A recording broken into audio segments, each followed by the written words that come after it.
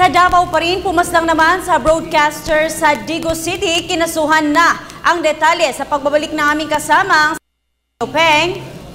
Yes, isang nagngangalang Radi Cabales na umano'y hitman at isang John Doe na driver ng motorsiklo ang sinampahan ng kaso sa korte bandang alas 3 ng hapon kahapon na umano'y mga responsable sa pagpatay kay radyo ukay ng UMBN radio broadcaster Samuel Oliverio.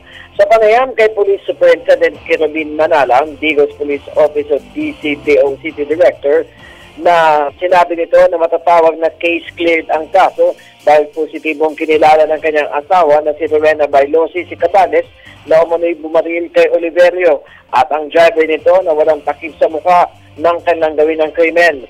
Kasong murder anya ang kanilang isnampang kaso sa korte habang patuloy pa nilang pinaghahanap ito dahil napakailap sa batas. Ganun din ang driver.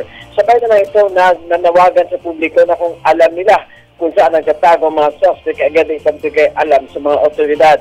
Inaalam pa rin ng pulisya kung meron bang nag-utos kay Cabales at kasama nito o ang gulong personal o may kinalaman sa trabaho upang mabigyan ng hustisya ang pagpatay kay Olivier. Biyernes ng umaga ay 23 ng Mayo nang ipinababaril si Oliverio habang ito ay namamaneho ng kanyang motorsiklo sa mataong lugar ng Digos kasama ang kanyang asawa galing sa palengke. Mabilis naman inatasan ni Police Chief Superintendent Wency Pascual, Police Regional Office of PRO on Regional Director, si Davao City Provincial Police Office Provincial Director Police Senior Superintendent Mike Gudria na agad lutasin ang kaso sa lalong madaling panahon. Para sa Telebisyon ng Bayan, Peng Alinyo, Radyo ng Bayan, Davao.